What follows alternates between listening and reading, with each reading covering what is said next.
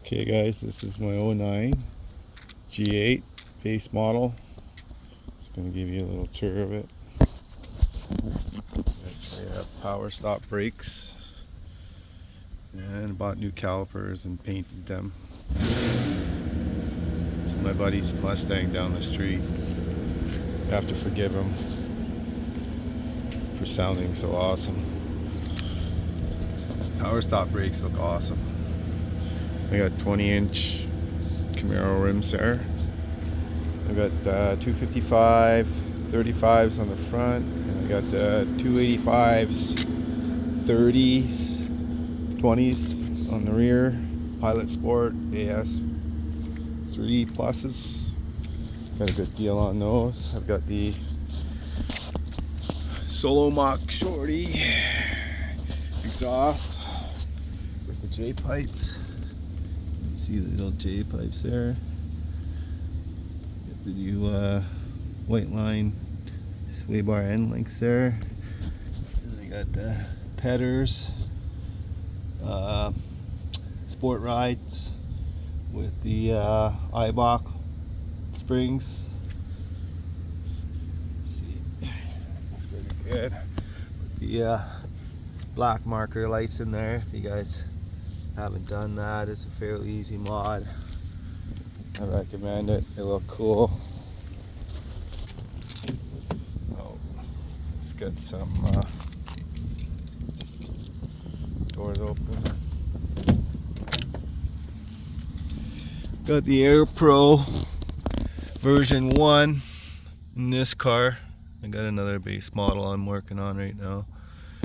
And I got the KVH 2500 Pioneer. Awesome deck. Wireless CarPlay and auto. Just work flawlessly every time you get in. It just starts right up. Highly recommend it if you guys haven't got a good wireless deck in there. Just love that deck. Can't say enough about it. Okay, the other mods I did under the hood. I mean, this car's got cams and everything in it. It's quite the bit of work on it. So they got the Orsum over the radiator, cold air intake. I got 2 catch cans. The first catch can was catching a lot of oil, like tons. I hate to say it, like these things just suck the oil back.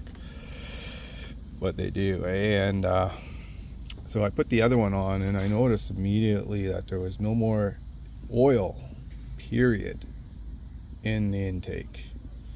I had this intake off a few times, so I'm gonna check it. You just pull this, basically the front air cleaner off, and you can see in the plenum and inside this box where this goes, you could see an oil deposit, and it's all gone because I clean it up each time, and there's nothing in there now, and I keep doing it and taking it apart, looking at it. So I got the BBK headers. Low rate intake, gotta get going here. The BBK headers, super easy to install compared to the stock exhaust manifolds. Hate the stock exhaust manifolds. Getting it to join the exhaust system, the Solo, I had to cut the Solo collectors off, and I went down to my local Canadian Tire, and I got 2 pieces of pipe that just joined the 2 together, and it bolted up pretty good. So we got the JetFlow throttle body, we got the JetFlow spacer, throttle body spacer. That throttle body spacer, when you order it from JetFlow, says it works on the stock manifold. It does not work on the stock manifold. It will not fit the stock exhaust manifold, and I don't care how much modifications you do to that stock manifold, you're not getting that on there unless you cut into that spacer.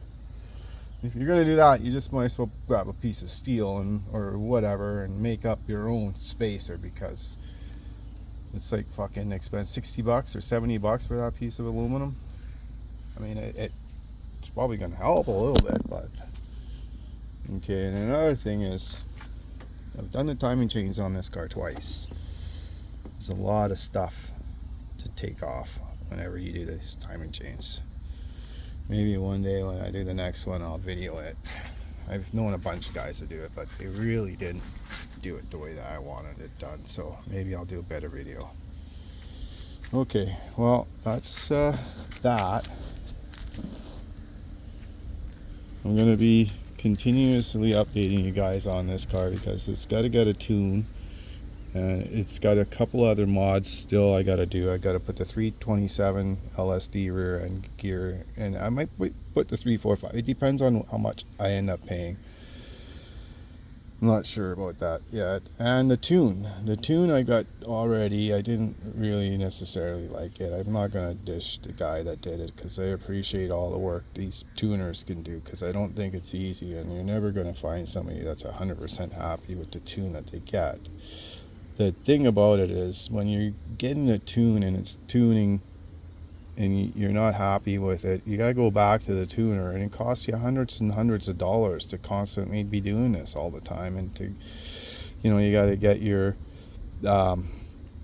tuning points so you can do it online. I mean, there's a whole process in doing it, and then they gotta do it. But if you're gonna get one of these V6s tuned, you gotta do it on a wheel dyno, where they can put it and do a real time tune on it.